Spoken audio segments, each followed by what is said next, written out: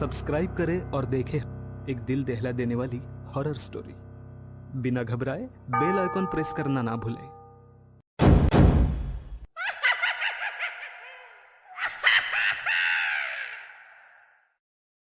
इस कहानी के लेखक हैं विजेंद्र कुमार कर्ण। उस सुनसान सड़क पर मोहित की कार फुल स्पीड में चली जा रही थी। उसकी बगल में बैठी उसकी पत्नी श्रेया के कानों में ईयरफोन लगा हुआ था और उसका हिलता हुआ सिर बता रहा था कि वो अपनी पसंद का कोई गाना सुन रही है। पीछे की सीट पर उसकी बेटी साक्षी अपनी गुड़िया को कसकर पकड़कर सोई हुई थी। मोहित कार के शीशे में कभी अपनी बेटी को देखता और कभी बगल में बैठी अपनी बीवी को। मोहित की कार अब हाईवे पर पहुंच गई थी। अजीब सा सन्नाटा था उस हाईवे पर, कुछ वैसा ही सन्नाटा जो शमशान घाट में होता है। मोहित का पैर एक्सीलेटर पर दबा हुआ था और स्पीडोमीटर की सुई 100 का कांटा छू रही थी। अचानक मोहित की कार के आगे एक औरत जिसने अपनी गोद में एक बच्चा उठाए हुए था वो आ गई। मोहित के ब्रेक लगाते लगाते उसकी कार ने उस औरत को टक्कर मार दी। वो औरत अपने बच्चे समेत 20 फुट ऊपर उछल गई और फिर जमीन पर गिरकर तड़पने लगी। वह विभत्स दृश्य देखकर मोहित के पैर कांपने लगे। मोहित ने अचानक से ब्रेक मारी। अचानक से ब्रेक लगाने के कारण पूरी गाड़ी का नियंत्रण खो गया और वो पास के पेड़ से टकरा गई। मोहित की आंखों के आगे वही दृश्य बार बार घूम रहा था। उसके मुंह से बोल नहीं फूट रहे थे। तभी क्या हुआ मोहित? अचानक से गाड़ी क्यों रोक दी? श्रेया, एक्सीडेंट हो गया मुझसे।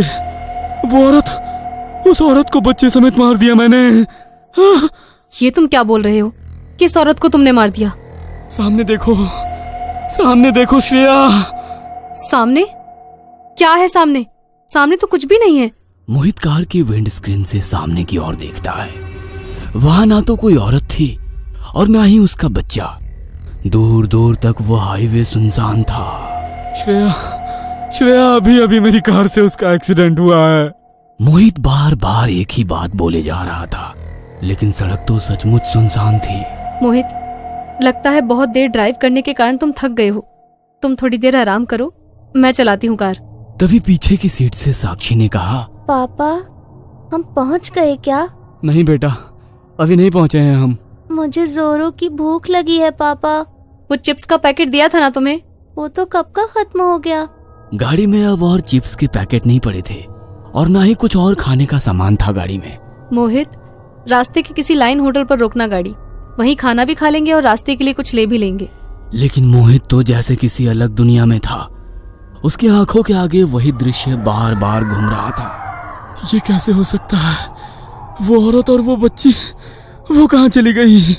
मैंने खुद देखा है दोनों को मेरी गाड़ी से टकराकर जमीन पर गिरकर तड़पते हुए। मोहित, क्या हुआ? क्यों रोक रखी है कार? चलो ना, मुझे भी भूख लगी है। लॉकडाउन में 2 साल घर में बंद रहते रहते मोहित, उसकी पत्नी और साक्षी बिल्कुल पक गए थे। 2 दिन पहले ही मोहित और श्रेया ने अपनी बेटी साक्षी की जिद पर रोड ट्रिप प्लान किया था। वैसे मन तो दोनों का था कहीं बाहर घूम कर आने का, इसलिए वे सभी पहाड़ों पर पूरे 10 दिन की छुट्टियां मनाने के लिए निकल गए थे। मोहित कार तो चला रहा था, लेकिन अब उसकी स्पीड कम थी। हालांकि वो बात अब भी उसके दिमाग में घूम रही थी। मोहित, फोन में नेटवर्क नहीं आ रहा यार। लाइन होटल कितनी दूर होगा? पता नहीं श्रेया, लेकिन होगा तो जरूर। ये नेटवर्क भी ना ऐन वक्त पर चला जाता है। मम्मा, मैंने कहा था ना और चिप्स खरीद लो, लेकिन तुमने मेरी एक बात भी नहीं मानी। बस तुम्हें तो यही सब खाना होता है हमेशा। फिर पेट में दर्द होने पर हमारे सिर में दर्द कर देती हो। अपनी पत्नी और बेटी की बातों को सुनकर मोहित धीमे धीमे मुस्कुरा रहा था। तभी साक्षी, जो शीशे से बाहर देखती हुई जा रही थी, एकदम से चिल्लाकर बोली, पापा, स्टॉप द कार। वो देखो, वहाँ है लाइन होटल। हाईवे के किनारे वो लाइन होटल भी कुछ अजीब सा ही था। बाहर से देखकर उसे लग रहा था कि कोई बहुत मजबूरी में ही उस होटल पर रुकता होगा और खाना खाता होगा। अब ऑप्शन क्या है मोहित? एक तो नेट नहीं आ रहा फोन में, और आगे ना जाने कितने किलोमीटर पर लाइन होटल हो, उसका क्या पता। और तुम देख रहे हो ना साक्षी को कितनी जोरों की भूख लगी है। मोहित ने कार को होटल के बाहर खड़ा किया और वे तीनों होटल की ओर बढ़ने लगे। रिसेप्शन तो उसे नहीं कह सकते। होटल के गल्ले पर एक अजीब सा आदमी बैठा हुआ था, जिसके चेहरे पर एक बड़े से कटे का निशान था। साक्षी और श्रेया तो उसका चेहरा देखकर ही डर गए। होटल में कुछ और स्टाफ भी थे। वे सब के सब उन लोगों को विचित्र नजरों से घूर रहे थे। सभी को यह सब बहुत अजीब लग रहा था, लेकिन भूख भी तो लगी थी उन्हें। मोहित, तुम खाना ऑर्डर करो, हम दोनों फ्रेश होकर आते हैं। वॉशरूम किधर है भैया? वॉशरूम? वो तो नहीं है मैम साहब, होटल के पीछे एक कुआं है। आप हाथ मुंह वहीं धो लीजिए, और पीछे एक खाली मैदान भी है, अगर बाथरूम वगैरह जाना हो तो। श्रेया और साक्षी दोनों मुंह बनाते हुए होटल के पीछे चले गए। भैया, खाने में क्या मिलेगा? साहब, हमारे यहाँ केवल वेजिटेरियन खाना मिलता है, आप बोलिए क्या खाएंगे? मोहित ने खाना का ऑर्डर दिया और होटल के बाहर लगी चारपाई पर बैठ गया और हाईवे से गुजरने वाली इक्का दुक्का गाड़ियों को देखने लगा। तभी मोहित की नजर एक लाइन होटल की बाईं ओर बैठी एक औरत पर गई, जिसने अपनी गोद में एक बच्चा उठा रखा था। जैसे ही उस औरत पर मोहित की नजर गई, उसके दिल की धड़कन जोर जोर से धड़कने लगी। ये तो वही औरत है जो मेरी गाड़ी से टकराई थी। मैं इसे बिल्कुल नहीं भूल सकता। यही तो उसने साड़ी पहन रखी थी। वो औरत मोहित को अजीब नजरों से घूरने लगी। मोहित को अब बहुत डर लगने लगा था। तभी उसने देखा कि वो औरत उस बच्ची को गोद में लेकर उठी और हाईवे के दूसरी ओर से आ रहे एक ट्रक के सामने जाकर खड़ी हो गई। पूरी स्पीड में आते हुए उस ट्रक ने उस औरत को जोर से धक्का मारा और दौड़ते हुए चली गई। यह सब देख मोहित के मुंह से चीख निकल गई। उसके पूरे चेहरे पर पसीने की बूंद आ गई। दिल की धड़कन तो इतनी अनियंत्रित हो गई थी कि लगता था कि हार्ट फेल हो जाएगा। वो शॉक्ड था। तभी उसकी पत्नी श्रेया भागते हुए उसके पास आई। मोहित, जल्दी चलो यहाँ से, साक्षी कुएं में गिर गई है। साक्षी कुएं में गिर गई है? लेकिन कैसे? मोहित अपनी पत्नी के साथ भागता हुआ होटल के पीछे गया। कुएं से अब भी साक्षी के चिल्लाने की आवाज आ रही थी। पापा, पापा, मम्मा, मुझे बचाओ। मोहित ने कुएं में झांक कर देखा तो साक्षी बेचारी बाहर आने को हाथ पैर मार रही थी, लेकिन वो चाहकर भी ये नहीं कर पा रही थी। रस्सी कहाँ है? मोहित भागता हुआ होटल के रिसेप्शन पर गया, लेकिन रिसेप्शन पर तो कोई नहीं था। तभी उसकी नजर होटल के बाहर चारपाई पर बैठी अपनी बेटी और पत्नी पर गई। ये दोनों यहाँ है, तो फिर वहाँ होटल के पीछे कौन था? तभी उसकी बेटी ने हाथ हिलाते हुए उसे बुलाया। पापा, यहाँ आओ ना, वहाँ क्या कर रहे हो?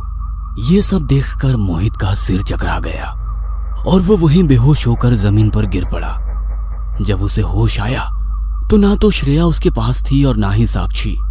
उसे अपने आसपास मरे हुए जानवर की बदबू भी आ रही थी। ये कैसी बदबू है?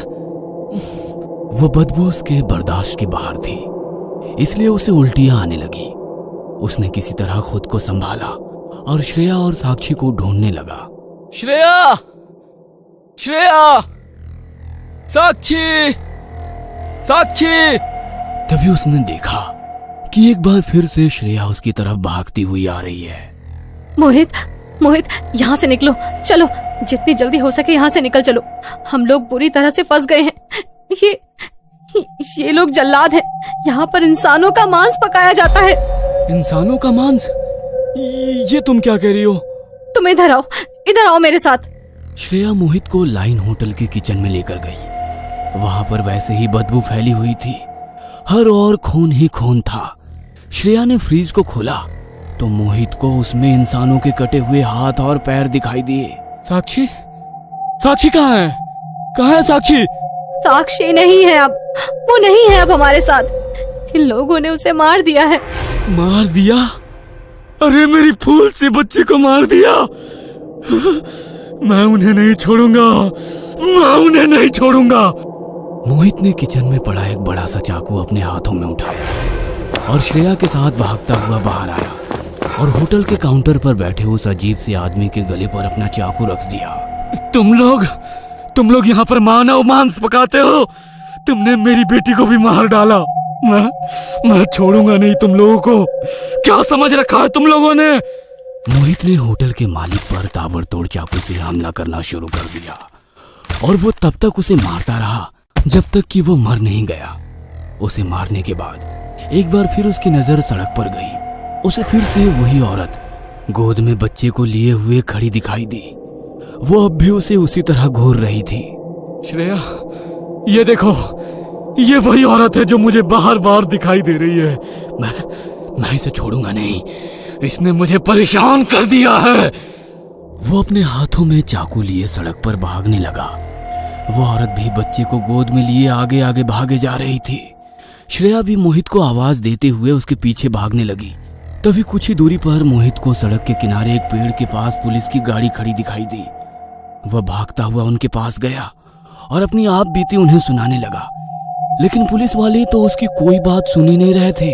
तभी उसने जोर से चीखते हुए कहा, अरे आप लोग मेरी बात क्यों नहीं सुन रहे हो? पुलिस वाले अपने काम में लगे हुए थे। कुछ पत्रकार और फोटोग्राफर भी पुलिस की टीम के साथ खड़े थे। पुलिस की टीम एक कार से बारी बारी से कुछ लाशें निकाल रही थी। पहली लाश मोहित की बेटी की थी, दूसरी उसकी पत्नी की और तीसरी उसकी खुद की। जब इतना बड़ा बोर्ड यहाँ पर लगा रखा है कि आगे खतरा है इस रोड पर ना जाए, फिर भी इस फैमिली को ये बोर्ड नहीं दिखा। सर, ये फैमिली क्या, पिछले 6 महीने से ये बोर्ड लगभग 2 दर्जन फैमिली को नहीं दिखा है और वे इस रोड पर एक्सीडेंट का शिकार होकर पूरे परिवार के साथ अपनी जान गंवा चुके हैं। अगले दिन की अखबारों की हेडलाइंस में उसी एक्सीडेंट की खबर छपी थी। एक बार फिर से सालों से बंद पड़े उस खौफनाक सड़क ने एक परिवार को मार डाला था।